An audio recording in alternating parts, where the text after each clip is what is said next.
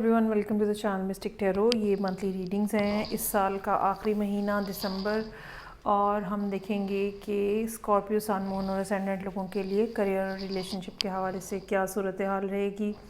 अब की बार मैंने एडवाइस के 2 की बजाय 4 कार्ड्स कर दिए हैं।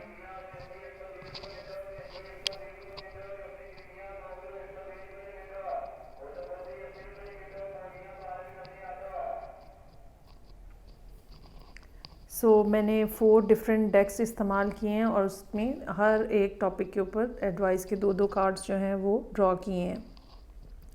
अच्छा, यहाँ पे बड़ी एक केओटिक किस्म की सिचुएशन नज़र आ रही है। रिलेशनशिप से मैं स्टार्ट लूँगी, और यकीनन कोई ब्रेकअप का मामला जो है वो पॉसिबली वो भी हो सकता है कि रहा हो। कोई पर्सन जो कि कहता रहा कि भाई मैं रिलेशनशिप में आना चाहता हूँ या सीरियस होना चाहता हूँ, लेकिन बस वो कहता ही रहा। ही और she hasn't done anything till the date, और इस सूरत हाल ने आपको बहुत ज़्यादा मेंटली स्टक कर दिया। आपको ऐसा लगने लगा कि जैसे आप इस सारी सिचुएशन ने आपको पूरे तरीके से बांध दिया है।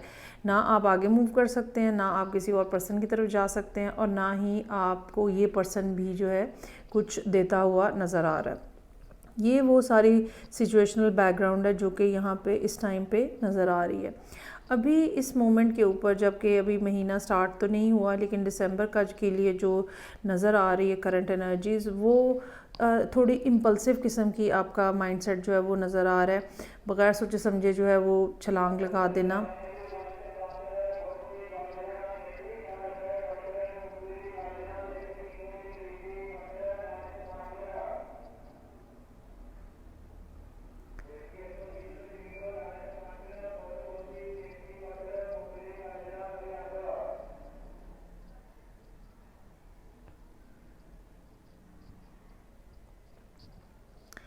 जितना आपका जहन जो है वो तेज़ी से चल रहा है, जितना आप अपने अंदर एग्रेशन फ़ील कर रहे हैं, जितना आपका दिल चाहता है कि आप उस पर्सन को बिल्कुल जैसे अपसाइड डाउन कर दें, उतनी ही ज़्यादा आपके लिए जो एडवाइस है वो अपना गार्ड अप करने की है।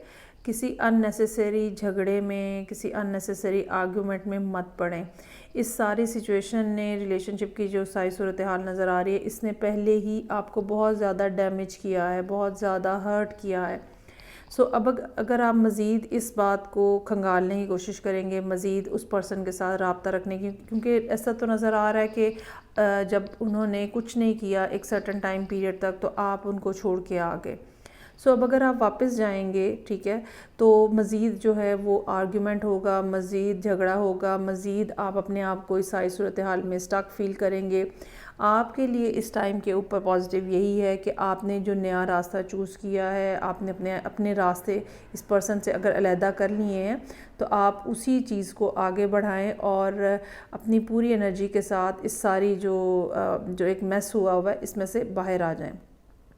आपकी बहुत ख्वाहिश थी एक कमिटेड रिलेशनशिप की, ठीक है, और आपने उसको मैनिफेस्ट करने की भी कोशिश की है, लेकिन ज़ाहिरी बात है कि हम बाज़ दफ़ा हम सोच कुछ और रहे होते हैं, लेकिन दूसरा पर्सन जो है वो कहीं किसी और पॉइंट ऑफ व्यू से चल रहा होता है, और हमारा आपस में कुछ मिसमैच हो जाता है।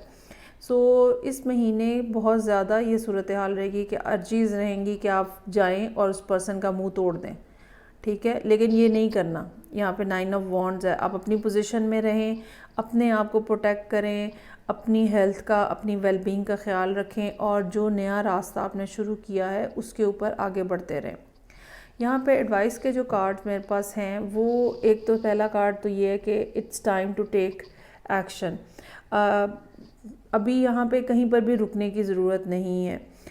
ये न्यू मून इन एरीज़ का कार्ड है, ठीक है। तो जैसे एरीज़ की एनर्जी होती है, वो किसी चीज़ के लिए, किसी शख्स के लिए, किसी बात के लिए रुकता नहीं है, वो आगे बढ़ता चला जाता है। सेम चैरियट की पोजीशन भी यहाँ पे यही है।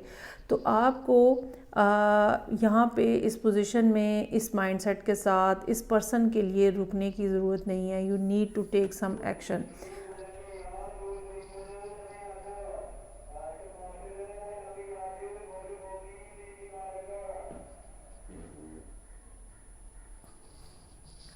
दूसरा कार्ड ट्रिकरी का कार्ड है। अच्छा, ट्रिकरी क्या होती है कि हम कुछ मतलब सूरत हाल कुछ और होती है, लेकिन हमारा जहन, हमारे इर्द गिर्द मौजूद लोग हमें कुछ और ही सूरत हाल दिखा रहे होते हैं। इस हवाले से भी आपको मुहतात रहने की ज़रूरत है। ना आपको लोगों के धोखे में आने की ज़रूरत है। जो भी लोग आपको बात बता रहे हैं, किसी तरह का फ्रॉड हो सकता है, किसी तरह की चीटिंग हो सकती है, और बाज़ दफ़ा ये ट्रिकरी हमारा माइंड हमारे साथ कर रहा होता है, क्योंकि यहाँ पे डेविल का कार्ड मौजूद है। बाज़ दफ़ा हमारा माइंड हमें बता रहा होता है कि बस जी, अब आपकी तो लुटिया डूब गई है, अब दुनिया में कुछ नहीं रहा है, अब सब ख़त्म हो गया है। तो इस तरह की किसी भी चक्करबाजी में मत आइएगा। ये एक टाइम है, ठीक है, लेकिन आप देखें अगर कि ये करंट एनर्जीज़ में जितने भी कार्ड हैं सब माइनर कार्ड्स हैं, तो ये डेफिनेटली इस टाइम के ऊपर आपको बहुत ज़्यादा बुरे तरीके से हिट कर रहा है। लेकिन असल में अगर आपकी पूरी ज़िंदगी को हम देखें, जब तक आपकी लाइफ है, तो बाद में आप कुछ अर्से के बाद आप देखेंगे कि ये एक माइनर पैच था, एक बम्प था रोड के अंदर, और ये गुज़र गया। इसको अब आपने गुज़रने देना है, इसको यहाँ पे रोक के यहाँ पे ख़ुद भी खड़े नहीं हो जाना आपने। लेट देम गो, जो जा रहा है उसको जाने दें, बल्कि जिसको आप खुद छोड़ के आए हैं बस उसको पीछे ही रहने दें, माजी की तरफ जो है वो पलट के मत जाएं। अच्छा, यहाँ पे जो करियर के हवाले से सूरत हाल है उसके ऊपर आती हूँ मैं। करियर में भी ऐसा लगता है जैसे आपने अपने आप को मूव किया है, क्योंकि यहाँ पे मूवमेंट के 2 कार्ड हैं, चैरियट भी है, 5 ऑफ पेंटिकल्स भी है। जिस जगह पे आप पहले काम कर रहे थे वहाँ पे रिस्पॉन्स अच्छा नहीं था, पेमेंट अच्छी नहीं थी, ठीक है, कोई ना कोई डिस्टर्बेंस हो सकती है उस इन्वायरमेंट के अंदर, जिसकी वजह से you simply left that position और आप आगे बढ़ गए।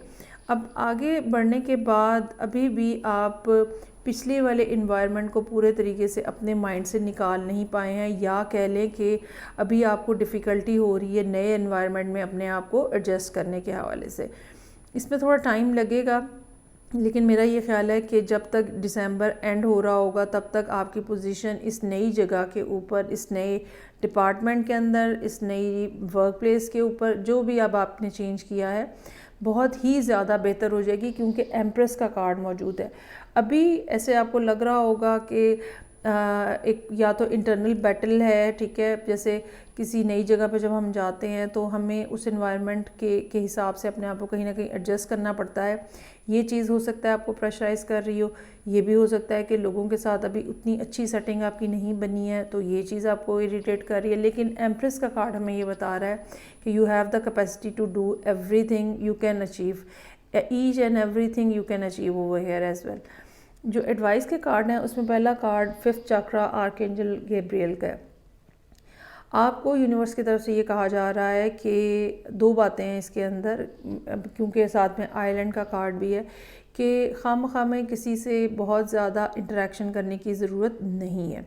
लेकिन जब आपसे बात की जाए, जब से आपसे कोई बात पूछी जाए, जब आपसे कोई आइडिया डिस्कस किया जाए, तो अपनी राय का इजहार, अपनी ओपिनियन जो है वो ओपनली दें, तब आपको झिझकने की ज़रूरत नहीं है।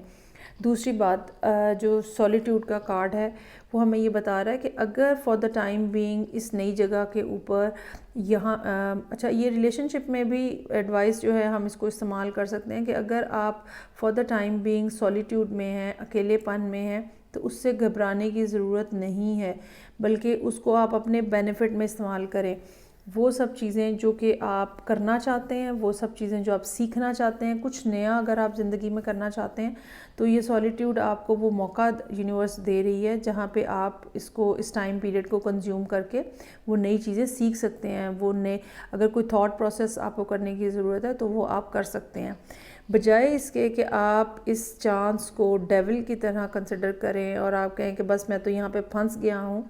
इसको अपने बेनिफिट में इस्तेमाल करें, और जहाँ पे बात करने की ज़रूरत पड़ती है वहाँ पे खुल के बात करें। किसी से झिझकने की, डरने की, घबराने की ज़रूरत नहीं है। आप बात करेंगे, आपकी बात सुनी जाएगी। अगर कोई प्रॉब्लम भी है तो वहाँ पे जो कंसर्न पर्सन्स हैं उनसे डिस्कस करें, आपकी बात सुनी जाएगी। तो ये थी रीडिंग जो कि स्कॉर्पियो लोगों के लिए थी, सन, मून एंड असेंडेंट। फीडबैक का मुझे इंतज़ार रहेगा। मैं आपसे नेक्स्ट रीडिंग के साथ फिर मिलूँगी। अपना ख्याल रखिएगा। खुदा हाफिज़।